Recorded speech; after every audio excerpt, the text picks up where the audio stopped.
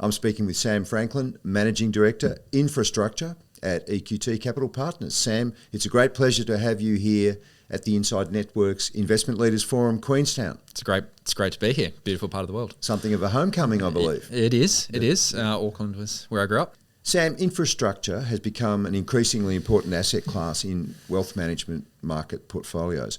What makes it a compelling long-term investment for investors really in the wealth market, but let's say any investor?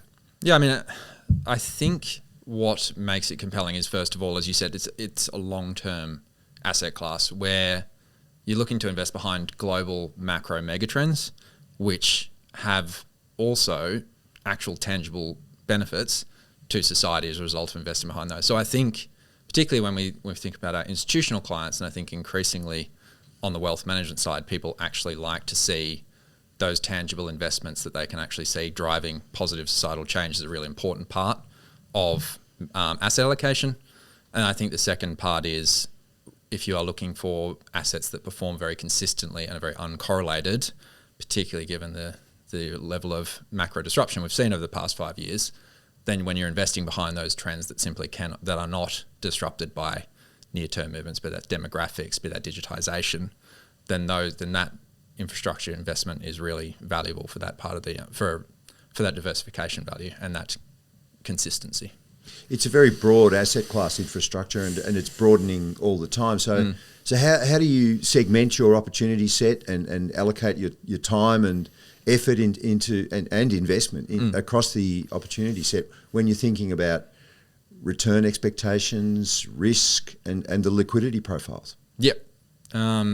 Look, I mean, it's a good question, and I think when we define infrastructure, it's really important to think about the fundamental overlying characteristics of any infrastructure investment. And I think the way we would talk about those is really around, first of all, assets or businesses that provide an essential service to society, and also assets that have some fundamental level of downside protection. So whether that's significant asset backing, whether that's long-term contracted cash flow, whether that's through the cycle revenue and margin stability, those are the characteristics that really underpin any infrastructure investment that we would look at. I think when you talk about risk return, I think it's quite an important distinction to make, because we would characterize infrastructure into three buckets, and I wouldn't call these discrete buckets, but really a spectrum of two things, which is risk return, and correlated to that is really capital return profile.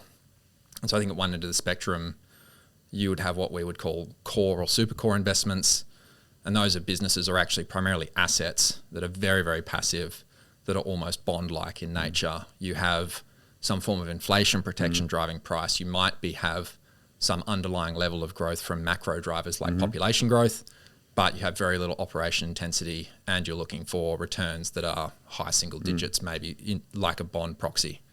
I think we would then move down the risk spectrum, and actually I would say from a capital perspective, you're looking mostly at capital returns through cash flow being returned to the investors, because those assets are very passive, that you're not deploying that capital back into the company.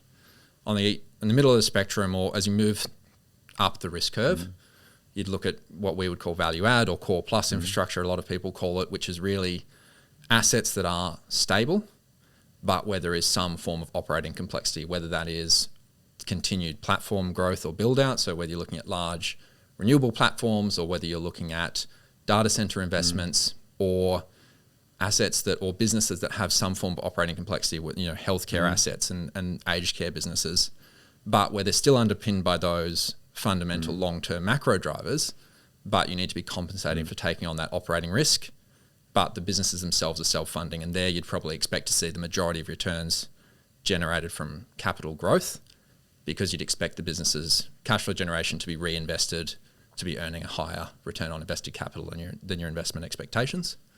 And then I think you can go all the way down to what we would call infra growth, and that's really focused on businesses that are not venture capital in nature. They have proven demand, proven unit economics in particular, but where there's a real capital gap, and that's where you're looking at next generation energy technologies like batteries, or whether you're looking at very early stage data center platform build outs, those kind of assets, very limited existing operating asset cash flow and asset base, but very large capital opportunity, but you're likely to be actually deploying capital into those businesses and generating significant long-term capital appreciation from that investment, but you're also expecting to be very heavily compensated there, not just for the operating complexity, but also actually for the risk you take in that early stage build out. And so there you'd be looking at, probably if you look across the spectrum, you'd be looking at 8 to 10% for Supercore and roughly double that at the infra growth end of the spectrum.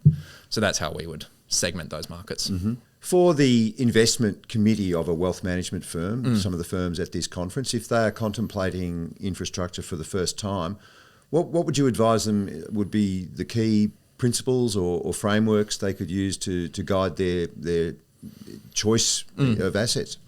Yeah, if you're looking at an individual, if you're looking at a fund at a manager level, I think you're looking for people who bring something really differentiated in terms of long-term expertise and experience in key sectors.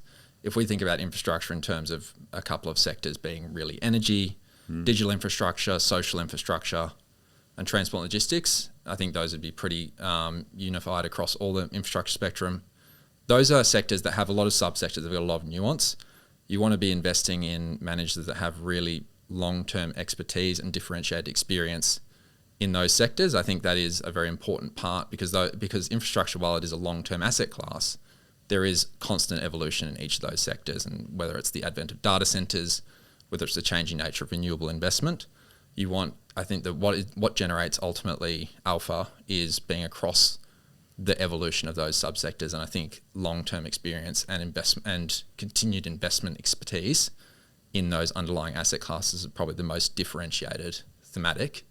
And then I think if you are looking more broadly, I think you are wanting to invest behind a couple of key global megatrends. So you really want to make sure that diversification or that return consistency is underpinned by demographic changes, digitization, those kind of macro trends we spoke about.